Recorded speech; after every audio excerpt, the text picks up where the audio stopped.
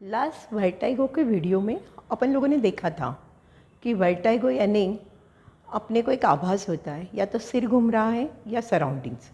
पर काफ़ी बार क्या होता है, पेशेंट हमारे पास चक्कर आए करके आते हैं, पर एक्चुअली उनके जो प्रॉब्लम होते हैं वो है सिर हल्का हो जाता है, आँखों के सामने अंधेरा सा लगता है, चलते हुए बैलेंस जाता है या कभी कभी चलते चलते गिर जाते हैं।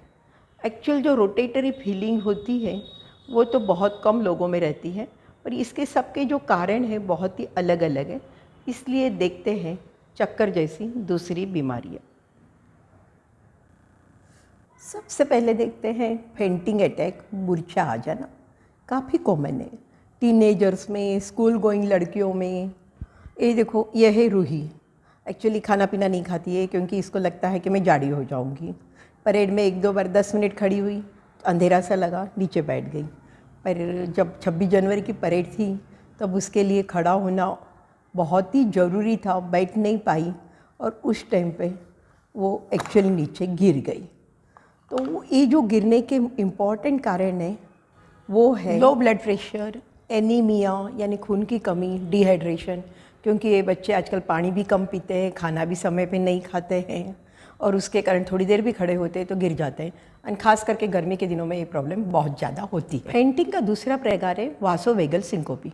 ये आप एकदम शॉकिंग न्यूज़ सुन ले, किसी को इवन ब्लड निकालते हैं वो देख भी ले, अगर हॉस्पिटल में भी आप चले जाओ और कोई एक्सीडेंट का पेशेंट देख लो या आप खुद भी ज़ोर से गिर जाओ तो होता है। इसमें क्या होता है, आपकी वेगस नर्व स्टिमुलेट होती है जो हार्ट बीट कम करती है, बीपी भी कम कर देती है। उसके कारण नेचुरल है आपको आँख के सामने थोड़ा सा अंधेरा सा लगेगा, लाइट हेडेड लगेगा, गिर जाऊंगा ऐसे लगेगा। उस टाइम पे आप उस पेशेंट को लेटा दीजिए, उसको खड़ा कराने की कोशिश मत कीजिए। या ऐसे अटैक आने के बाद में या कोई एकदम गिरने के बाद में नीचे लेट जाता है तो उसको खड़ा करने जाओगे तो दिमाग तक और खून कम जाएगा। उस टाइम पे बेस्ट थिंग है आप उसको लेटा दो। लेटाने के बाद में तो उसको पानी पिला दो, नींबू शरबत पिला दो, कॉफ़ी पिला दो, तो उससे थोड़ा सा उसका शरीर में पानी का वॉल्यूम भी बढ़ जाएगा, बीपी ज़्यादा होने में भी हेल्प हो जाएगी। और जब उसको ठीक लगेगा तब बिठाने की कोशिश कीजिए या बैठने, अपने आप बैठने दीजिए। ज़बरदस्ती ऐसे खड़ा मत कीजिए। खड़ा करोगे तो बीपी कम होने से वो वापस नीचे गिर जाएगा। और समझो अगर आपने सब करने के बाद भी उसका बीपी कम रह रहा है, आपके पास मशीन है, आपने चेक कर लिया, तो उसके पैर ऊपर उठाइए। तो पैर ऊपर उठाने से पैरों से ब्लड जो है वो हार्ट की ओर जाने में ईजी रहेगा। सो बेस्ट थिंग, सिंकोपी पेशेंट देखते हो तो आप उनको लेटा दीजिए, उस टाइम पे खड़ा करने की कोशिश मत कीजिए। सिंकोपी के पेशेंट के लिए या जिनको मूर्छा बार बार आती है, पानी बराबर पियो, खून कम हो तो उसकी भी बराबर दवाइयाँ ले लो, खाना भी बराबर टाइम पे ठीक से खाओ, घर का खाना या जो भी है हेल्दी फूड खाने की कोशिश करो। खास करके पानी कम मत पियो। कभी कभी आदमियों में रात को पेशाब के लिए जाते हैं, खास करके बहुत थक के सोए होंगे उस दिन, बहुत पेशाब अंदर भरी हो और पेशाब खड़े खड़े करते हैं, तब उनको पेशाब होने के टाइम पे चक्कर सा लगता है या पेशाब होने के बाद में अंधेरा सा लगता है गिर जाऊंगा। उसी टाइम पे वो बैठ जाए तो गिरना अवॉइड कर सकते हैं। अदरवाइज़ वो सोचते हैं कि चलो मैं मेरे बेड तक पहुंच जाऊं, तो उस चक्कर में वो शायद कभी गिर भी सकते हैं। 3-4 पेशेंट देख लेते हैं और फिर बाद में डिस्कस करेंगे ये प्रॉब्लम कैसी होती है। यह है सोजीबिन, ब्लड प्रेशर की पेशेंट। दवाइयाँ चालू करने के बाद पैरों पर सूजन आ गई, सूजन उतारने के लिए दूसरी दवाइयाँ दी। तो अब जब भी ये खड़े होने जाती है तब उसको आँख के सामने अंधेरा सा लगता है और बैठना पड़ता है।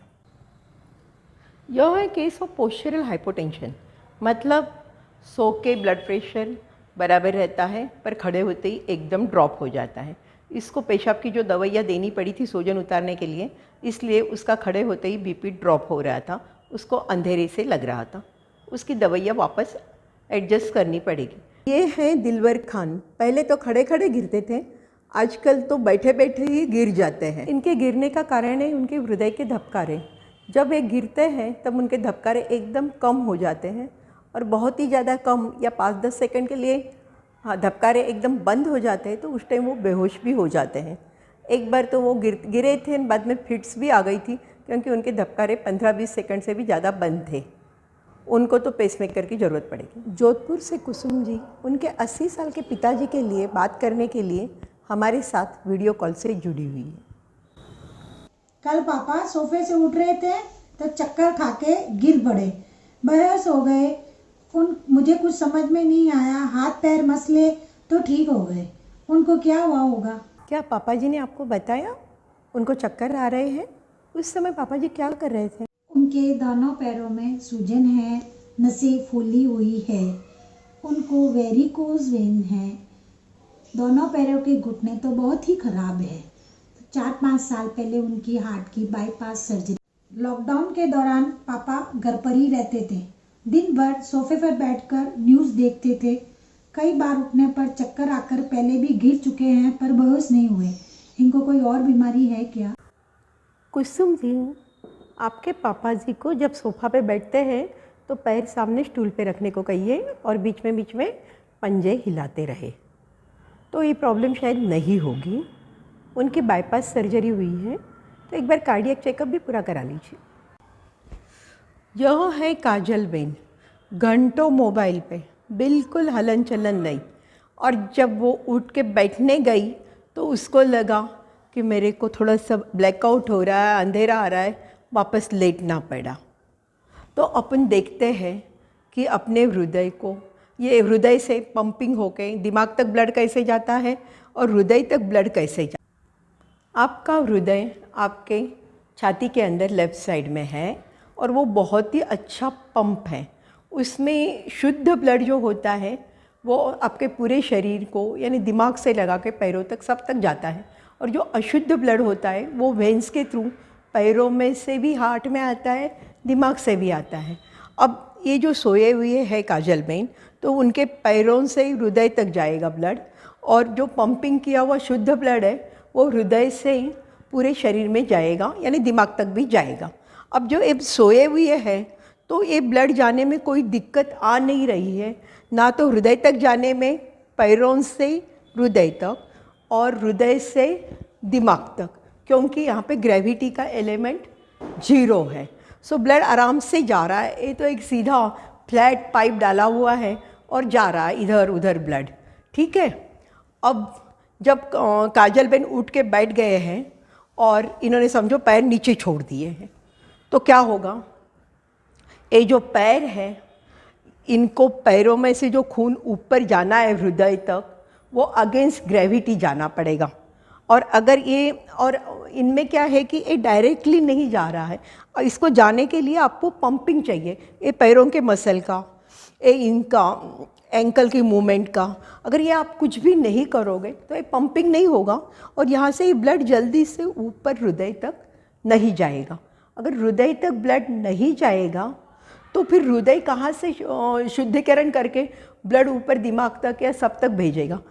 इसलिए जब भी खड़े होने के बाद जब अंधेरा सा लगता है, तब बैठने की जगह न हो तो आप घुटनों के बीच में सिर डाल के बैठ जाइए। लंबे टाइम सोने के बाद में आप जब खड़ा होना है तो एकदम खड़े मत रहिए, पहले बैठ के पंजे हिलाइए, पैर हिलाइए, फिर बाद में खड़े होइए।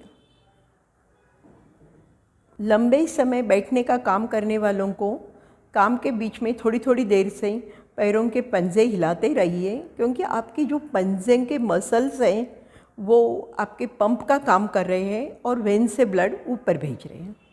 जैसे उम्र बढ़ती है वैसे गिरने के चांसेस बढ़ते जाते हैं और उसको रोकना भी बहुत ज़रूरी है, क्योंकि जैसे उम्र बढ़ती है वैसे आपको गिरना पोसाता नहीं है। उसके कारण कई फ्रैक्चर हो गए, सिर में लग गया, खून जम गया, तो बहुत सारे प्रॉब्लम हो सकते हैं।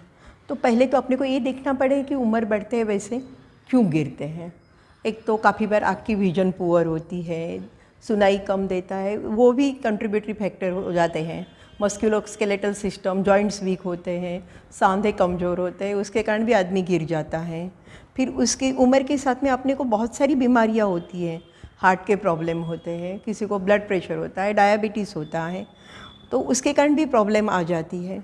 काफ़ी बार क्या हो जाता है, उम्र बढ़ती है, खास करके अभी ये कोविड पीरियड में सब एल्डरली लोगों को कहा था कि आप घर में रहो, सीडेंटरी रह रहे हो, आप टीवी के सामने बैठे हो, मोबाइल पे रह रहे हो, और उसके कारण आपके पैर के स्नायु व्यूहों को कसरत आप अगर नहीं दे रहे होंगे तो नेचुरल है आपके गिरने के चांस बढ़ जाएंगे, क्योंकि आप सडनली एकदम खड़े रहोगे तो जो ब्लड पैरों से ऊपर जाता है वो जाने में दिक्कत आएगी। फिर काफ़ी बार वेरिकोज वेंस हो जाती है, वेंस फूल जाती है, उसके कारण भी ये नेचुरल है कि वो जो वीनस रिटर्न है या वेन से ब्लड जो अपने हार्ट के पास आ रहा है उसमें दिक्कत आती है। न्यूरोपैथीज, पैरों की नसें कमज़ोर होती है, उसके क्या कारण है? डायबिटीज़ होता है तो हो जाता है। फिर काफ़ी लोगों को अल्कोहल अगर लेते होंगे तो उसके कारण भी हो जाता है। बहुत सारी मेडिसिन से भी हो जाता है। तो ये सब चीज़ें अपने को ध्यान में रखनी पड़े। B12 की कमी से रह जाता है, एक इम्पॉर्टेंट कारण है, वो आप नहीं भूल सकते। उम्र बढ़ती है, काफ़ी जनों को कभी स्ट्रोक हो गया हो, पर्टिकुलरली छोटे दिमाग में स्ट्रोक हुआ हो तो चलने में बैलेंस जाता रहता है। अल्जाइमर, दिमाग छोटा हो जाता है, पार्किंसन या और भी बहुत सारी न्यूरो डिजनरेटिव डिसीजेस है, उन सब में भी नेचुरल है गिरने के चांसेस बहुत बढ़ जाते हैं। और जैसे उम्र बढ़ती है, समझो आपको 2-3 प्रॉब्लम साथ में हो तो काफ़ी बार नेचुरल है आप एक्सरसाइज कम कर देते हो तो और प्रॉब्लम बढ़ती जाती है। अगर आपकी उम्र बढ़ती है, आपको एक्टिव रहना ज़रूरी है, आपको एक रूटीन फिक्स रख के एक्सरसाइज, डाइट, हर चीज़ का ध्यान रख के आपकी दवाइयाँ बराबर लेके, दवाइयों से खास करके पोस्चरल हाइपोटेंशन होता हो तो उसका ध्यान रखना बहुत ज़रूरी है। आपका बीपी आप सो के खड़े होके न पाओ, अगर आपकी गिरने की प्रॉब्लम या ब्लैकआउट लग रहा हो तो ये बहुत ही ज़रूरी है, तो आप फॉल्स अवॉइड कर सकते हो। इन शॉर्ट, वर्टाइगो जैसी दूसरी बीमारियाँ, फेंटिंग अटैक्स, यंग पीपल, कोई पेनफुल सिचुएशन, ब्लड देखने से, एक्सीडेंट देखने से गिर जाते हैं। दूसरे फॉल्स के बारे में डिटेल में बात की है। अभी कोविड पीरियड में काफ़ी जनों के ऑक्सीजन कम हुए थे, उस टाइम पे वो लोग गिर गए थे या डीजी फीलिंग हो रही थी। अभी एनीवे वैक्सीन तो आ गई है, hope for the best. Neuropathies, diabetes के patient, actually alcoholic patients, B12 की कमी और भी काफ़ी बहुत सारी दवाइयाँ जो कैंसर की दवाइयाँ होती है उनके कारण भी न्यूरोपैथीज। एंड काफ़ी बार जैसे एज बढ़ती है वैसे ही थोड़ी बहुत न्यूरोपैथी का एलिमेंट रहता है, उसमें कारण नहीं मिलता पर उसके कारण आपके कभी आपको पैर इधर उधर गिर जाते हैं और आपके गिरने के चांस रहते हैं। इम्बैलेंस, न्यूरोपैथी के कारण भी इम्बैलेंस होता है और काफ़ी बार आपके घुटने विटने ख़राब हो, न्यूरोपैथीज़ हो और साथ में मल्टीपल प्रॉब्लम्स हो तो भी एक्चुअली काफ़ी बार आपको इम्बैलेंस होता है। माइग्रेन विथ वर्टाइगो बच्चों में काफ़ी कॉमन है। माइग्रेन का प्रेजेंटेशन वर्टाइगो के साथ होता था, उसके बारे में तो अपन लोगों ने डिस्कशन किया हुआ है। उनको थोड़ी सी फिट्स आती है, पेरेंट्स को लगता है उसको चक्कर आ गए, तो वो भी अपने को जानना ज़रूरी होता है कि एक्चुअली क्या हुआ था। फोबिक वर्टाइगो, काफ़ी बार वर्टाइगो के अटैक के बाद में महीनों तक पेशेंट को चक्कर आते ही रहते हैं या उसको लगता है मेरे को चक्कर आ गए, चक्कर आ गए, चक्कर आ गए, तो उसमें बीपीपी भी नहीं है ना देख लूँ, और नहीं है तो शायद उसको थोड़ा बहुत स्ट्रेस ने कम करके आप उसका वर्टाइगो कम कर सकते हो। अर्थक्वेक के बाद भी काफ़ी दिनों तक ये प्रॉब्लम चली थी। अभी ये कोविड के पीरियड के बाद भी काफ़ी दिनों तक ये प्रॉब्लम चल रही थी। सो इन शॉर्ट मेरा एक ही कहना है कि आपको कोई भी पेशेंट वर्टाइगो बोल के आता है तो उसको एक्चुअली क्या हुआ है जानो और उसका पूरा ठीक से चेक करो, इंक्लूडिंग बीपी, खड़े होके, सुला के, और उसकी क्या दवाइयाँ चल रही है वो भी देखो। काफ़ी बार दवाइयों के ओवरडोज से भी प्रॉब्लम हो जाती है।